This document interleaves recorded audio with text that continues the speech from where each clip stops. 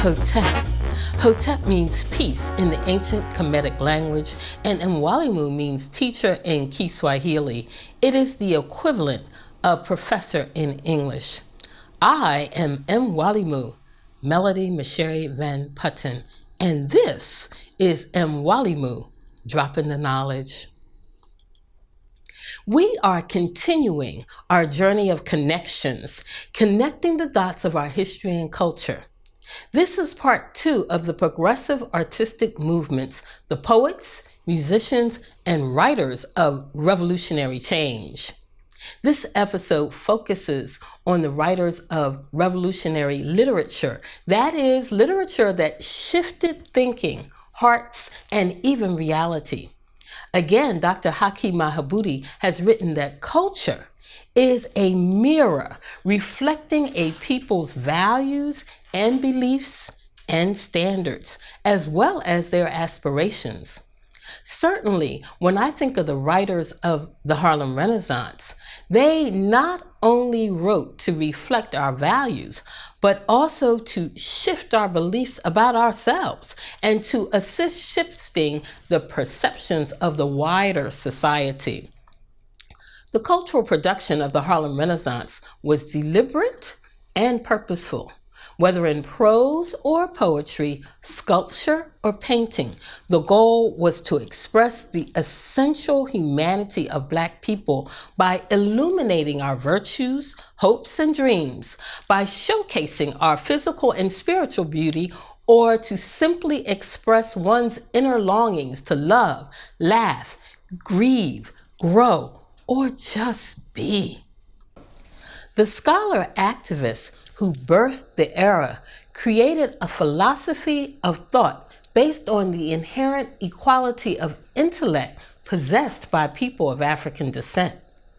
Using culture as a vehicle with historical circumstances as backdrop, Dr. William Edward Burghardt Du Bois, Elaine Leroy Locke, and James Weldon Johnson decided to refashion the image and imagery of Black people, a new Negro, self-determined and conscious of current realities while forging a new destiny and a strategic pathway. Beginning a mere 56 years after the end of legal enslavement, the Harlem Renaissance founders called on the writers, poets, novelists, artists, and thinkers to take up the cause, to shift prevailing attitudes about Blackness from within and without. It was the ultimate inside work for the next level of outside change. The founders believed that the first, and perhaps the most important step, was inward, reframing ourselves for ourselves. The new Negro was to be a powerful reflection of Karanga's Kujichagulia, self-determination, to define, name, create for, and speak for oneself, instead of being defined, named, and created for, and spoken for by others. The Harlem Renaissance movement was thoughtfully calculated and strategically planned.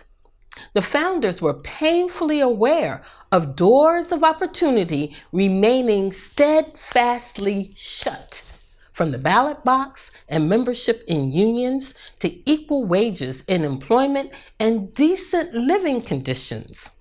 Only slight cracks in the armor of racism were tolerated from time to time. The field of arts and letters were not barred, but had not been vigorously pursued. And why would they be? Since it was highly improbable that significant progress in race relations could be achieved in their pursuit.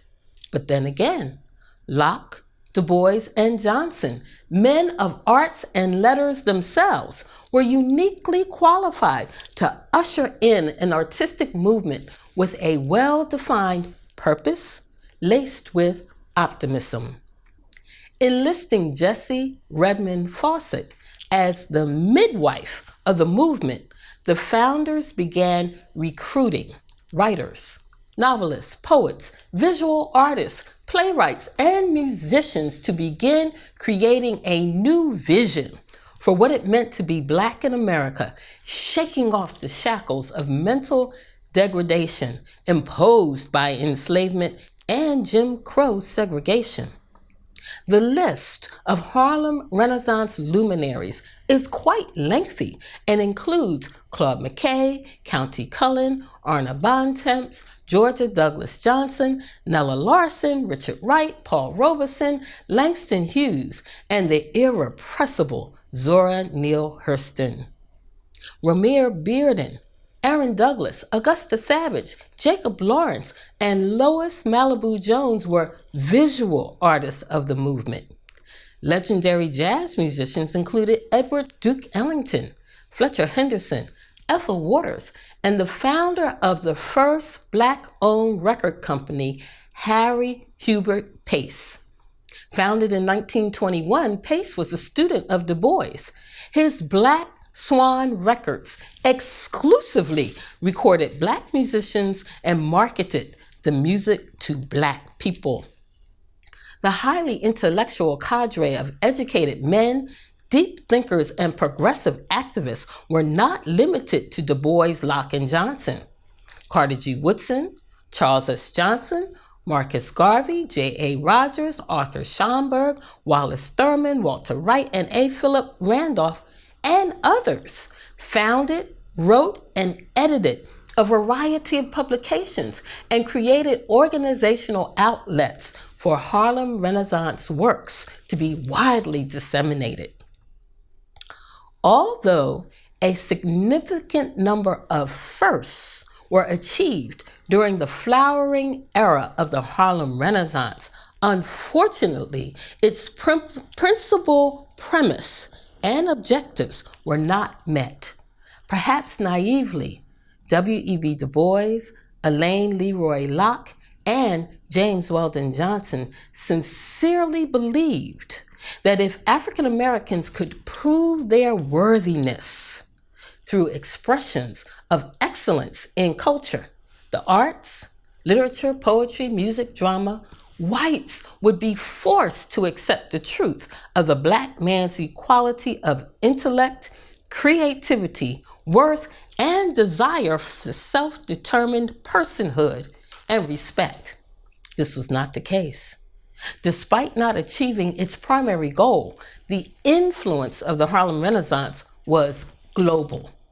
The movement inspired the Negritude movement of Europe, whose participants included African-American entertainer Josephine Baker, who lived in France, Leopold Senghor of Senegal, Amy Shagir of Martinique, and Leon Dumas of Guinea, among others. Both of these important literary movements believed that the revealed truth of our equal capacity in the highest of human endeavors would set Black people free of the harsh and often unforgiving realities of racism and its manifestations, assumed inferiority, capricious violence, and endless spirit-killing indignities. Most unfortunately, this was not true then and remains so today, with Black people constantly having to prove themselves. But I digress. Poetically speaking, let me share my poem tribute to the movement, Rockin It, Ode to the Harlem Renaissance. Rockin' the intellect, Du Bois, Locke, Johnson, Fawcett, seeing vision towards visionary activism, possibilities for excellence, envisioning true equality through arts and letters. Creative genius rockin', stories, poetry, writings galore. Hurston, Hughes, Larson, Cullen, McKay, Thurman, the Black literati at work, shifting image and imagery, creating literary nuances from real-life experiences. Jazz, rockin'.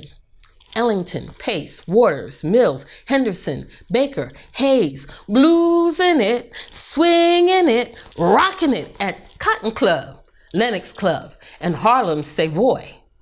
Working the work, writing, planning, organizing, publicizing, opinion making, making it plain, straight up, no chaser. The publications: Crisis Magazine, Opportunity Magazine, Messenger, Negro World, Lighting a Fire, Taking No Prisoners. Du Bois and Fawcett, Johnson and Brown, Randolph and Owen, Garvey and Thurman. Rocking the visuals with photography, paintings, sculpture. Vanderzee, Savage, Johnson, Pippin, Lawrence, Jones, Douglas. Imagery for a proud, courageous people. Rocking the culture: Schomburg, Woodson, Bontemps, archivist, historian, librarian, keeper of the culture. This and more is the Harlem Renaissance. Extraordinary, exhilarating, edifying, energetically employing excellence for the sake of the race. What a legacy! Rockin' it. We'll be right back.